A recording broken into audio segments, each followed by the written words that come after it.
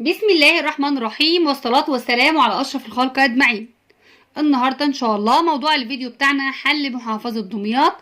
ده طبعا في مادة العلوم للصف الخامس الابتدائي من كتاب سلاح التلميذ. يلا نبدأ مع بعض. أول سؤال عندي: أكمل العبارات الآتية. يتكون النظام البيئي من مكونات، طبعا من مكونات غير حية وكائنات حية وكائنات حية. يستخدم قمع الفصل لفصل مخلوط من، طبعا مخلوط من الماء والزيت. طبعا الماء والزيت مواد سائلة لا تختلط ببعضها ولا يمتزجان ببعض، فهنستخدم قمع الفصل. يستخدم المنشور الثلاثي فيه، طبعا بيستخدم في تحليل الضوء، في تحليل تحليل الضوء إلى 7 ألوان، 7 ألوان. يختلط أو تختلط المواد الصلبة بالسوائل عن طريق، طبعا يا حبايبي، الرج او التقليب.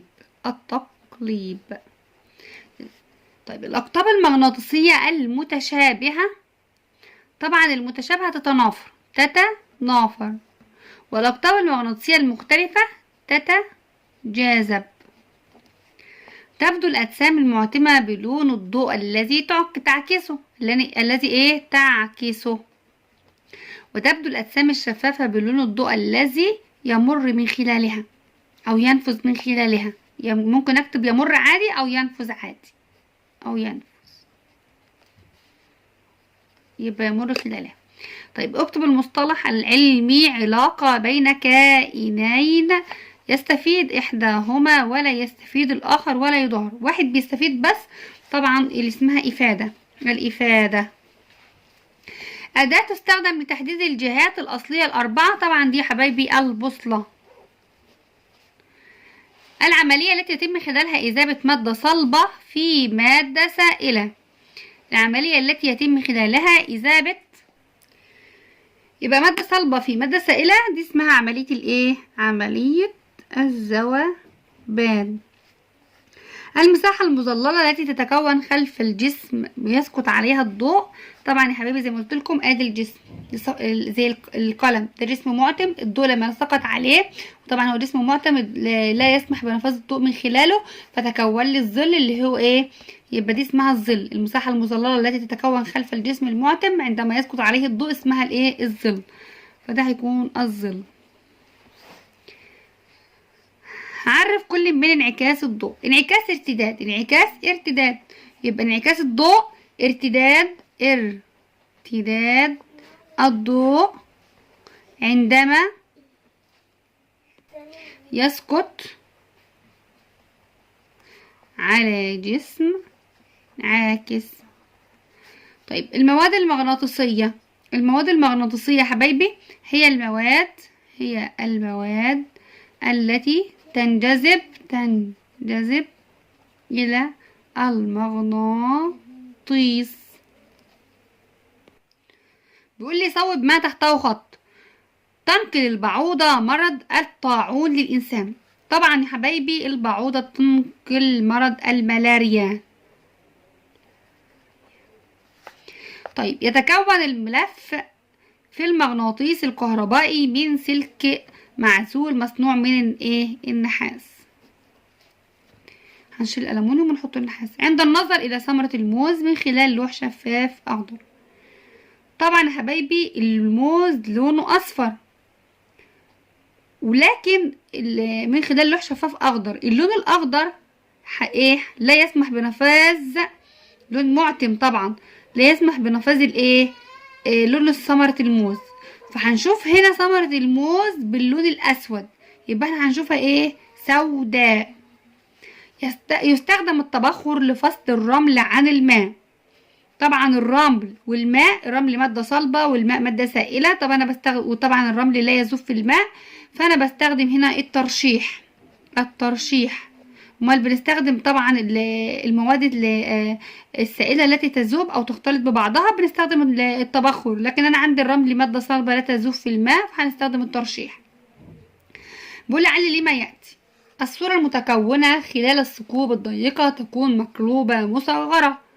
طبعا يا حبايبي الصورة المتكونة خلال الثقوب الضيقة تكون مقلوبة مصغرة، لان الضوء بيسير في خطوط مستقيم، لان الضوء يسير في خطوط مستقيمة. طيب يعتبر الماء مذيب عام طبعا لان الماء له القدرة على اذابة العديد من الايه لقدرته على اذابة العديد من المواد المواد. طيب اختر الإجابة الصحيحة بين القوسين. يستخدم المغناطيس الكهربائي في صناعة طبعا الجرس الكهربائي. تسبب علاقة الافتراس ثبات أعداد الفرائس. الفرائس. أي من الأضواء التالية يعتبر من الأضواء الثانوية؟ طبعا الأصفر يا حبايبي، عند الأزرق والأخضر والأحمر دي أضواء أولية. من العوامل المؤثرة في عملية الذوبان طبعا الطحن والرج والتبخر. لا طبعا أنا عندي التقليب بيأثر في عملية بيأثر في عملية الذوبان، بيزيد من سرعة الذوبان وبيقلل من زمن الذوبان. ماذا يحدث في الحالات التالية؟ وضع كمية من محلول ملح على نار هادية. طبعا لما نحط يا حبايبي كمية من الملح على نار هادية، محلول ملح يعني يتبخر الماء ويختفي، بينما يتبقى الملح في الكأس. يبقى هنا يتبخر الماء ويختفي ويتبقى الملح في الكأس. طيب اختفاء البكتيريا تماما من النظام البيئي. طبعا يختل النظام البيئي. طب انا عايزه اكتب الكتابه بقى الاجابه اللي هي يعني ايه مظبوطه بالتفسير. طيب للمس حالها للجثث الميته، ومما يؤدي الى تغطيه سطح الارض بالجثث الميته وتظل العناصر الكيميائيه الغذائيه يعني حبيسه يعني داخل الكائنات الميته، ويحدث اختلال بالنظام البيئي. فانا كل اللي انا هكتبه لم تتحلل الجثث الميتة مما يؤدي إلى تغطية سطح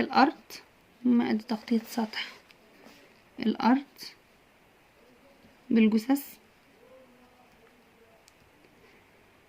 وتظل العناصر الكيميائية حبيسة بها.